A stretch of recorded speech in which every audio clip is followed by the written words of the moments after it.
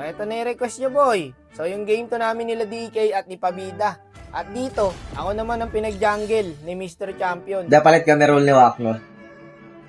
Nag-join na tayo, boy. At si DK, Lapo, si Pabida naman, Gold Lane Nathan na naging pani. Pani gold! Tarantado! Mas tarantado to, naka-live yan sa Telegram. Ako, mahirapan tayo, boy. May Saber, Freya, tas Carry. Papapalaban yata kami rito ngayon, ah. Ang iniisip ko rito, guys, baka mawalan ng trabaho si Demon Kite pag napanood ako ng manager ng Aurora mag-joy. Magpapakitang gilis tayo dito, pero konti lang. Ang bida kasi talaga dito, guys, yung Tigreal. Panoorin nyo mag-Tigreal, napahanga si Demon Kite. Matindi yan, yung Tigreal na yan, mabisa.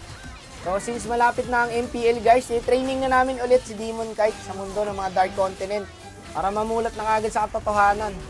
So, mabalik tayo sa bida, boy. Dito, humuli ka agad ng 3. Matindi nga yan, Brad. Hindi basta-basta yan, Tigreal namin na yan. Kaya ipapakilala na natin yan sa buong mundo. Baka mamaya, madiscover pa yan, mawalan din ng trabaho si Light. Si Pabida, huwag niyo na pansinin yan. Gold Lane, panin, naka-marksman build. Sino kukuha dyan? St. Peter? Dito nga ako naka-early, guys. Gawa ng Tigreal, magaling talaga. Hindi ako makaka-early dito, guys, kung hindi dahil sa Tig. Dito, naka-triple kill tayo. Maganda yung hero ng kalabang, kaso pare na early yan kasi sila eh. Loko, naka-sky piercer yung Lapo ni DK boy. Natututo na, Brad. Yan ang sinasabi ko. Dadaan muna kayo sa dark system bago nyo malaman ng lahat. Out na sana ako dito kasi pumasok yung Tig. Wala akong second skill. Palo talaga si Wakno. Malakas na, pogi pa. Tingin mo, bating ka ba? Tara, Lord Brad. Hindi ako natatakot dyan kasi alam ko lagi nakasuporta yung Tigreal eh. Nakita nyo? Kaso kahit kumontes kasi yung Freya, hindi rin makaretry sa akin yan. Hindi biro ang training ko, boy. Sa ilalim ako ng tubig. Nagpa-practice rometry. Kaya hindi makakakuha yan. Talagang humahabol sila, boy, oh. Parang mage lang yung Terisla, lambot. Ay, patay na rin kay DK to, boy. Naka-sky piercer yan, eh. Feeling ko lang, ito talaga ang kulang sa ibang mga pro player na hindi pa nagcha-champion. Kasi hindi pa sila dumadaan sa dark system, boy. Tingnan nyo si DK, best example, nag-champion kagad pagkatapos niyang dumaan sa Dark World.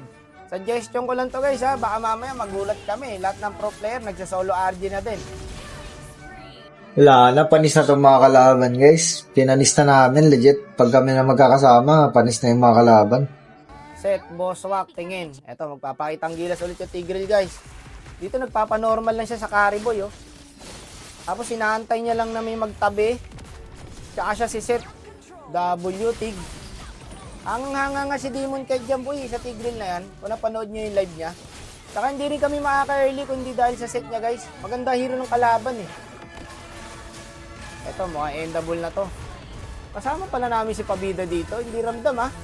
Sayang din kasi, guys, pag tinuto ko sa kanya yung camera, wala rin namang magandang gagawin yan. Tignan nyo naman, Gold Lane Pani, naka-marksman build. Pag sapatos ka na daw, boy, may kukuha na sa'yo. Magbarong ka daw. Kaya nang wala akong alam na kumakain lang ng tao dito.